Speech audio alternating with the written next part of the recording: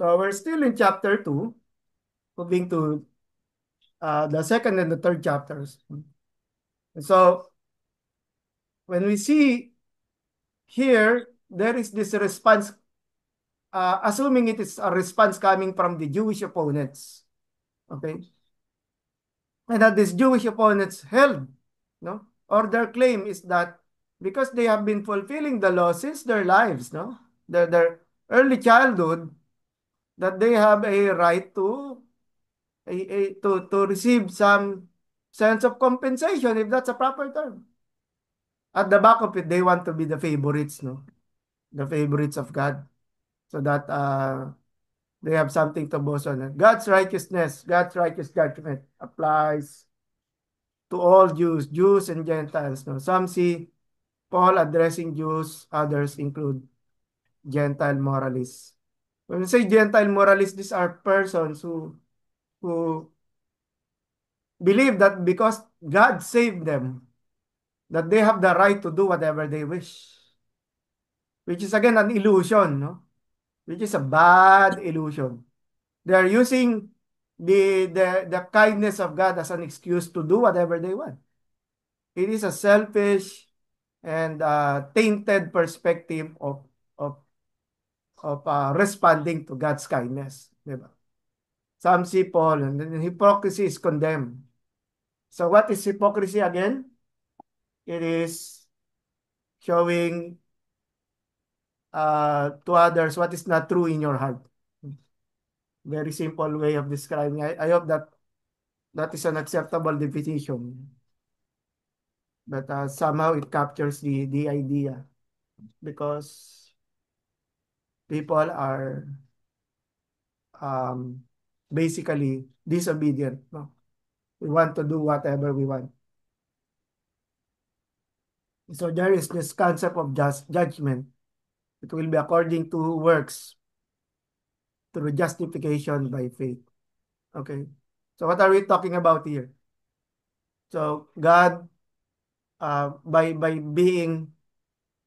trusting in the Lord, no, we have been saved by faith. We have been made righteous, no, in the sight of God. But we should be careful since uh, God's punishment will continue if, no, if we see that we are taking advantage or we are no, wrongly looking at yung morality, which is something that we should avoid. So we also remember the conversation that there is this judgment and the law.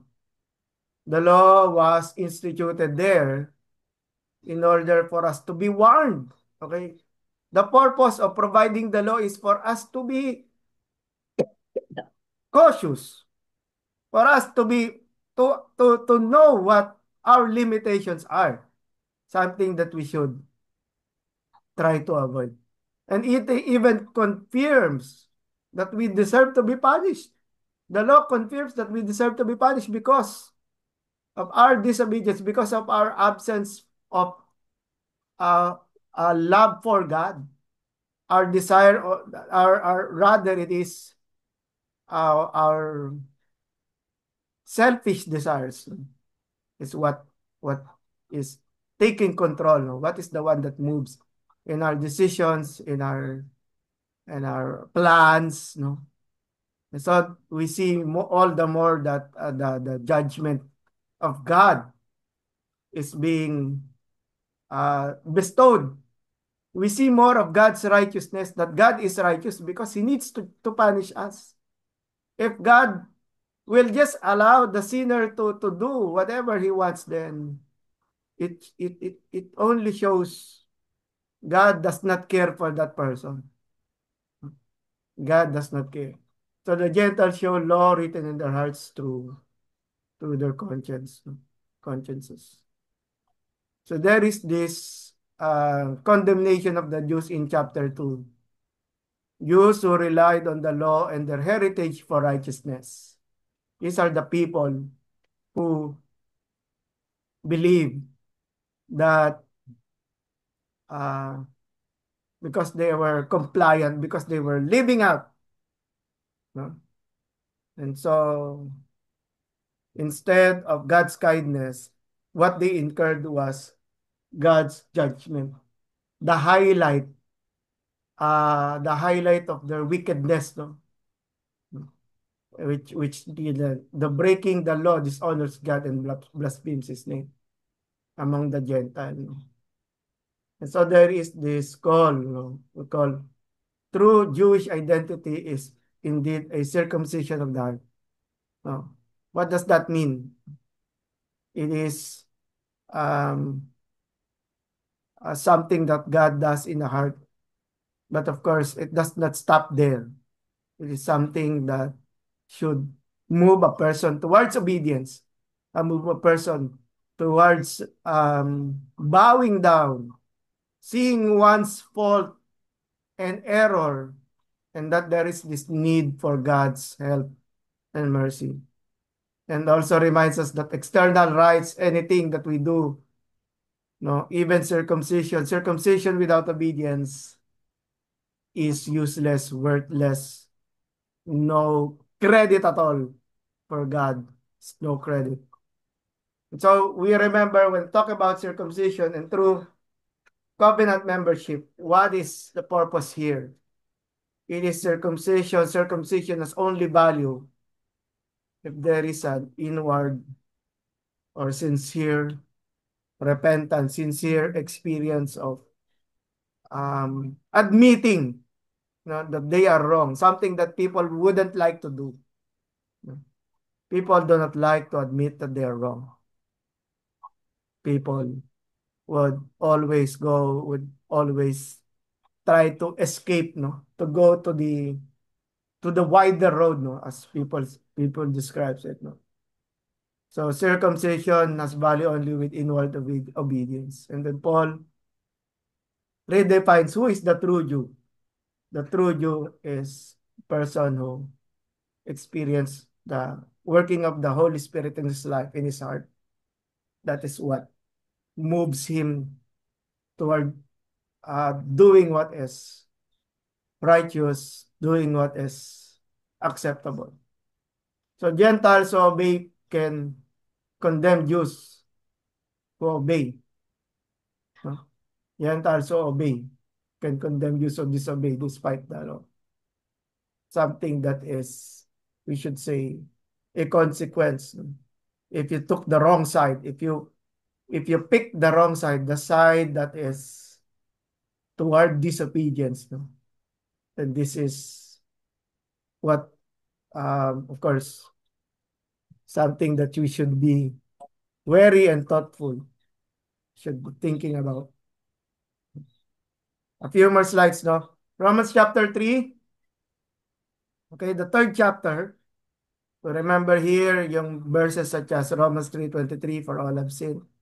So it's a collective. It is a um, collective condemnation of people who are sinning. So we remember Paul addresses Jewish objections through a diatribe style. His style of um, highlighting highlighting sin and responding to it further, exposing it to see to allow us to see the ugliness of sin. No? No? However, of course, there's the reality. Jews were entrusted with the oracles of God, the Old Testament scriptures. But what did they do? Diba? What did they do? They have made a folly of the oracles of God. So it is what made people condemn, what made people, allowed people to see the weight, the immensity of their error inside the sight of God. Jews were entrusted with the oracles, but um, disobedience, rebellion, um, the wanton disobedience. No? This is what we see. God's faithfulness is not nullified by human unfaithfulness. Remember this. Even when we see that um, Paul talks about the unrighteousness of people, people who are disobedient. It doesn't nullify the kindness, no? God remains to be righteous even when these things happen to uh, people who live in contrary to God's word, no? It is not what is the kindness, the word of God is nullified, no. The word of God remains to be true. And the word of God even confronts us in our own unfaithfulness. It reminds us that we are sinners, we are in need of Christ. We are hopeless apart from Him. And that the oracles of God prove that the word of God is holy, righteous, and needed. No, I say needed, necessary. We should not take the word of the Lord lightly. We should not um, see that the faithfulness of God is nullified because of human unrighteousness. No. It shows all the more, it shows, it reveals more of the glories of God, that we are sinners, and so God is a righteous God who is just there for us, willing to forgive us, willing to put aside the um, sinful nature, no? Because of because of God's love for the Father, because of the love of Jesus for the Father. And so God's faithfulness is not nullified, and then human unrighteousness highlights God's righteousness and justice. It it shows all the more that even when we commit sin, even if we abandon, no, I hope we do not go into that direction, that all humanity, Jew and Gentile, are guilty before God. Yet God did not stop there. The response, the faithfulness of God continues, no? Which is for us more important, no? It's more important. Something that we should always think of. A few more minutes now before we end this session, no? Okay, the way of righteousness. God's righteousness revealed apart from the law, no, yet attested by the law and prophets, available to all through faith. Everyone is given the chance. Everyone is given up an opportunity to become saved. But it is without a human response, or we should say, without the capability of responding, since we are considered dead, no, in our sins, and a dead person is unable to respond to God, no, whatever a person does. So yun, justification is a gift, a grace of redemption. We will talk more about that when we get dun sa Ephesians, no? Which is 2 sessions from now after we talk about First Corinthians. Justification is a gift of grace. We do not deserve it. It is an act of God's justice. It is an act of God's kabaitan, the kindness of God, simply because He is a good God, not because we are deserving. And Christ is the propitiation meaning uh, uh, God is angry because of what we did, because of our violations, because of our rebellion. But because of the blood of Jesus, He's willing to ignore, to leave it behind, no? To let go of it, so that the anger of God will be removed. And what will remain is His mercy, um, His kindness, His righteousness. No? Christ is the propitiation for sin, demonstrating God's justice and love. A few more class, no? So key theological themes: the righteousness, divine initiative. God does something, human beings make a response. or respond to His kindness. Faith in Christ is the sole basis of justification. Nothing else. You cannot find that, no, within our works. We could not force ourselves. No? If we do that, hypocrisy comes in. No? We think we are doing what is righteous, but only we are being um, swallowed out, no? Swallowed up by unrighteousness, by our wickedness, no? So universal sinfulness, there is no difference between the one who has a law and the one who does not. No. Faith is directed to Jesus as Savior. He is our Redeemer. He is our Lord. So finally, we can talk about these questions. What are the consequences of turning away from God? No? And then, how does God show impartial justice between Jew and Gentile? What does it mean to have a circumcision of the heart? No? We talked about it repeatedly, no, in our um, previous, in the time that is allotted to us previously. And then, what does it mean to have a circumcision? And then, how does Paul describe justification by faith apart from works? Okay, anyone is welcome to participate, to talk about it.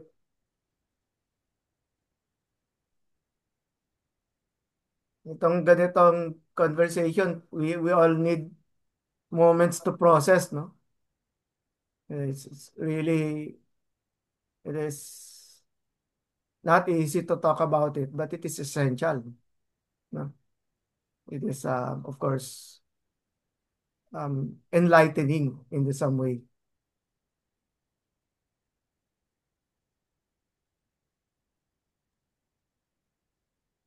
Si Mark yata nag-unmute siya, no? Maybe he wants to add something. Opo, I just want to say something about the fourth question. How does Paul describe justification by faith apart from works?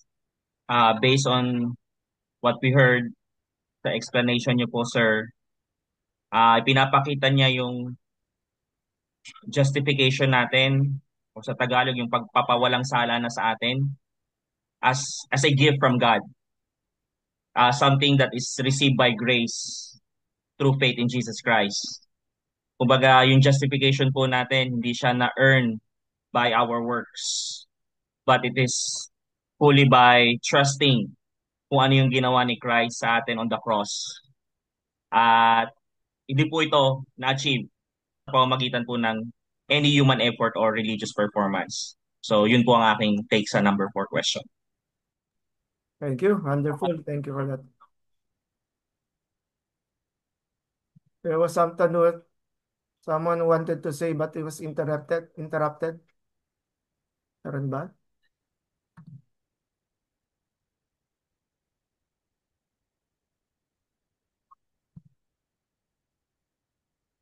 So we're about to end yung morning session natin, pero nasa chapter 3 pa lang tayo.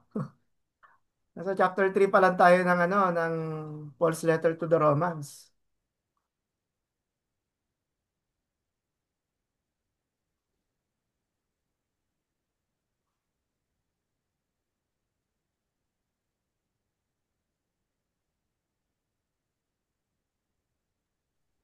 Anyone?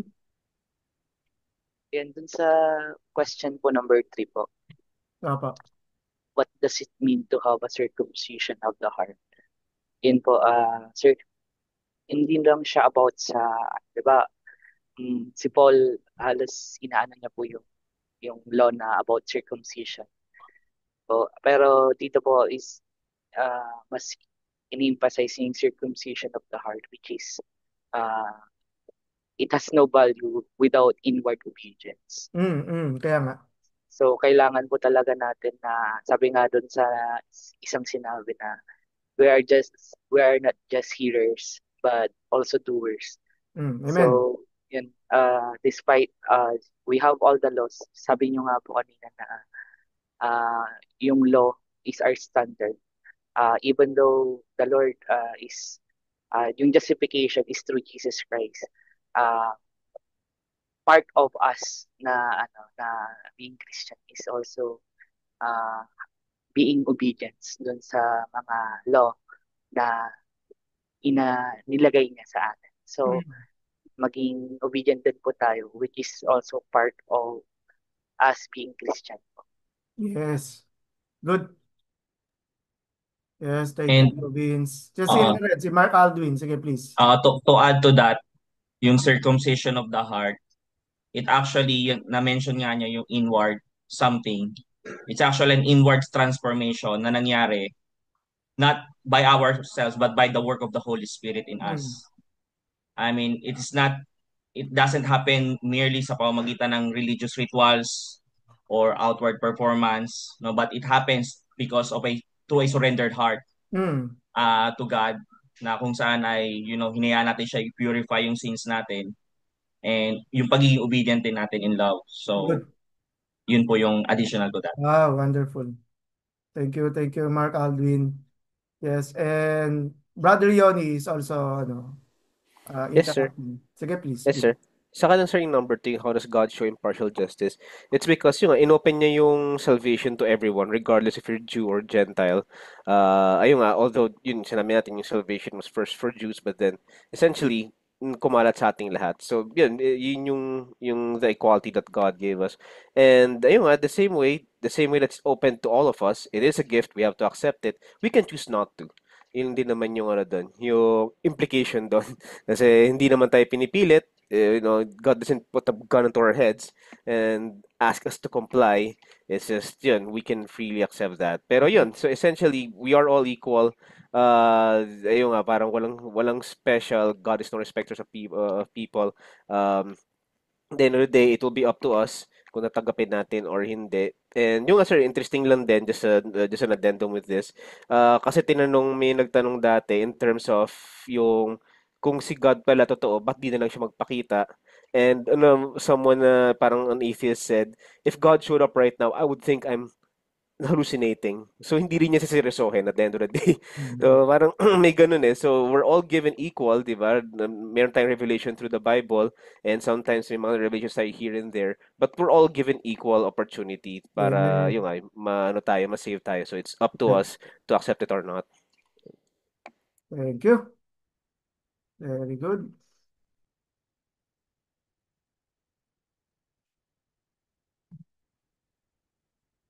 Okay. Kaya Richard, kung bigger yung group and people are interacting with our statement, that's nice. So, okay, we have only 6 minutes before we take our break.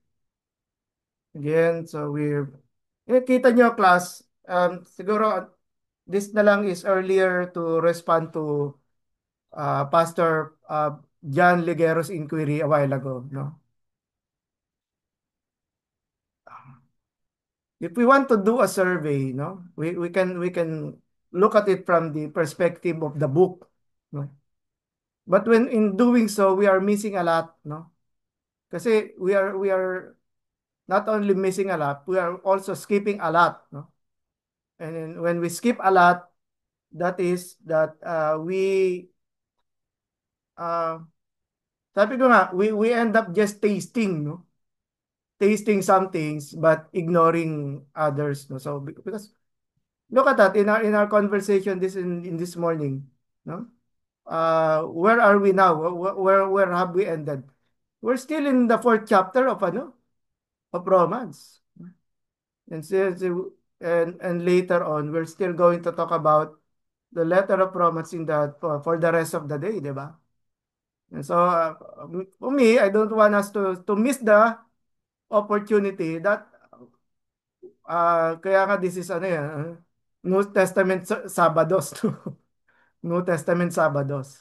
We get to talk about it. This is a very limited opportunity, no?